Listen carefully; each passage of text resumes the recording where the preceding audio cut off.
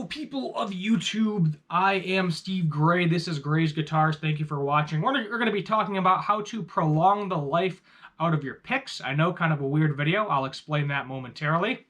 Before we start, I want to talk about a WhatsApp scam that I was subjected to that is going around on YouTube, TikTok, Instagram, probably Twitter, pretty much anywhere, and it's working. It's getting people to give them money. So how this works is I commented on a video that was doing a giveaway. It was Unbox Therapy, if you're familiar with him. Does a lot of cool videos. And I said, I bet I won't win, jokingly, like I wasn't going to win.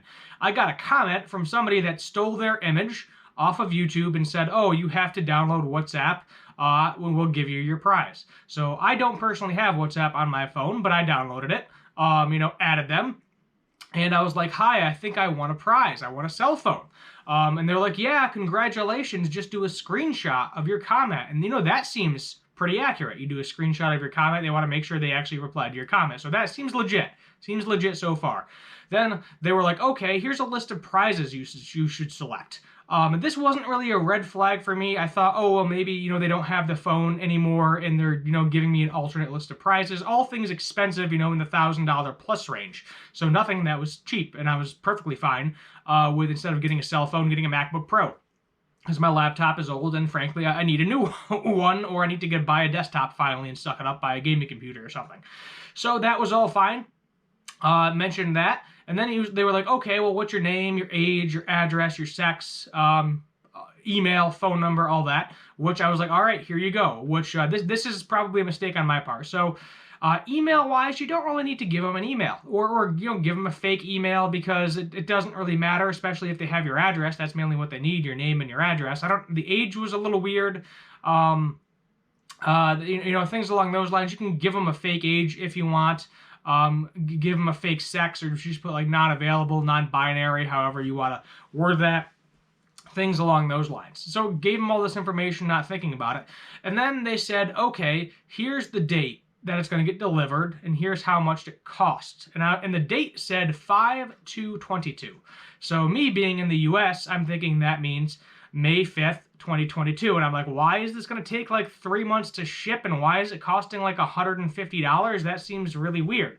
So how date ranges work in the other parts of us, or I should say other parts of the world, is they go day, month, year, where in the US we go month, day, year. So he was like, oh no, that meant February 5th. So actually today's date, theoretically, I would have gotten it. I was like, well, I don't need to pay for, expedited shipping. You got anything cheaper? And he's like, okay. Here's one for like $100. And he was like, okay, Cash App me, PayPal me, or Venmo me. And I was like, well, I don't personally have any of those. And I really can't afford that $100 for shipping, I'm sorry. So what this scam is, I took screenshots of everything too, is that basically they try to trick you into thinking you won something, or maybe they're helping you with financial advice, stocks or bonds or whatever, and they're going to get as much money out of you as they can. I basically told them, I was like, look, I got $2 in my checkings account right now. Relax. I couldn't afford to give you that $100 if I wanted to. And then he just stopped talking to me. I was like, oh, well, maybe if I choose the cheaper price, you can ship it to me for free. Just kind of dragging on the conversation. But I did change the password to my Gmail recently, my own personal one. It's different from my YouTube account. And now I'm a little freaked out. So I may go and change some bank passwords, things along those lines as well, just to make sure nobody's messing with my stuff. But they make it seem legit, obviously asking all that information. There's certain things they can do with it. Maybe they might or may not be able to hack your email, things along those lines, which is not good. Definitely not good in that aspect of things. So, you're better off just like certain small details. If you do get one of these scammers and you think it might be legit like I do, just lie about it. And if they're asking you to pay for shipping, 9 out of 10, don't. They're just going to take your money and you're never going to see it again. They're going to block you or terminate that number and move on to the next person. So now that that's out of the way, I know I probably dragged that out a little bit longer than I needed to, but I just want to give everybody a warning, because I have dealt with scams before, sold things on Craigslist, very used to the email scams, but this is a brand new one, wasn't familiar with, so I came close, minus the point of me being able to pay for shipping, which I would have never done in the first place. Just on the small chance that it was a scam, I would never pay $100 shipping because I'm not going to be out $100. That's just how I am. So now, let's get into the bread and butter of this actual video: how to make guitar picks last longer, or what to do if you're in a pinch. So now you're probably thinking, oh look, here's a 12-pack of Dunlops. These go for like $4 or $5 at Guitar Center, my local mom and pop. Why would I waste money or my time trying to prolong the usefulness of a pick? And the short answer is, if you have a pick like this is more on the boutique side of things. This is a Gravity guitar pick. V-Picks and Gravity are, I would say, probably two of the main brands that people are familiar with. I actually have a V-Pick right here too. And this thing cost like $14, maybe $15 with shipping. So typically most of their guitar picks are in the $5 to $7 range, the cheaper ones, and they charge you $3 for shipping. So all said and done, for one guitar pick, you could buy 3 of these packs. So for the price they charge, $15 for one guitar pick, and you could essentially have 3 dozen. Now, I'm not saying it's not worth the price. These are excellent guitar picks. They play good. I'm just saying they're kind of pricey, and I want them to last as long as I can possibly get them to last. So I tried this other thing too, which I don't really use it too much. It's called Pick-a-Palooza, where you can take like credit cards, debit cards, any hard material really, and it's like a giant hole puncher, except for guitar picks. And some of the materials I found I like to use, but it's not that big a deal. And they give you this little guy right here with it. And what this is this is basically just like sandpaper or a nail file, same material. So I had a Gravity guitar pick. This is the first one I ever got. This is just, your standard 1.5 millimeter guitar pick. And I got bored one day playing my Telecaster, and I was like, I'm just going to slam into it like super, super hard just to see what it does.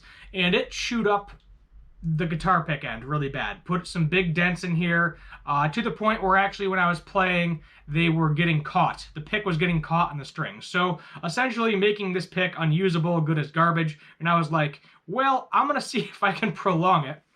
So I took this bad boy and I just started going to town on it. And while there is a small divot there, I'm going to hope you may or may not be able to see it. There's a very, very small divot. I may sand it down some more.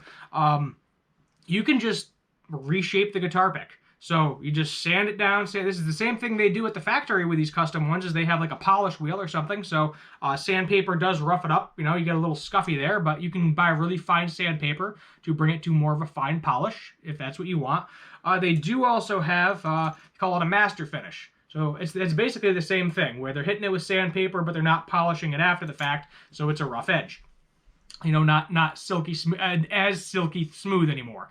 But that can, just something simple like that. If you're paying good money for boutique guitar picks, or maybe, you're at a gig and for whatever reason you didn't bring a backup pick, and you kind of messed up the end of it, and your girlfriend's got a nail file, or boyfriend, whoever, has a nail file in their purse, you can just go to town for a couple minutes, and your guitar pick is essentially as good as new. Now, it's not going to be perfect, because you're just kind of eyeballing it. There may be minor inaccuracies, but at the same time, if you're paying that kind of money for a guitar pick, you want to get the longest life out of it as possible. So now, I was probably stupid when I was going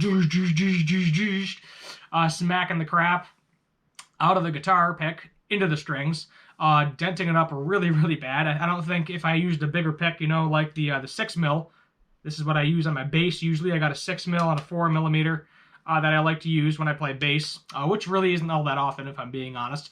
But just something simple. If you got sandpaper lying around, nail file lying around, most people have at least a nail file lying around at the very least.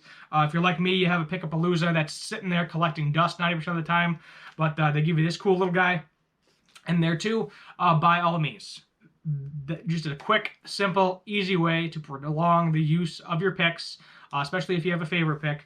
I mean, if you're buying Dunlops, let's be honest, this really isn't for you. You can buy a whole new friggin' pack of these. I don't even know how many are in there. I think there's more than 12 by the looks of it. Baker's dozen. But that's what I'd recommend is if you got something, just use a little bit of sandpaper, a little bit of elbow grease, 5 to 10 minutes of work can save you from spending another $10 on a fancy guitar pick when you can just round out the one you got.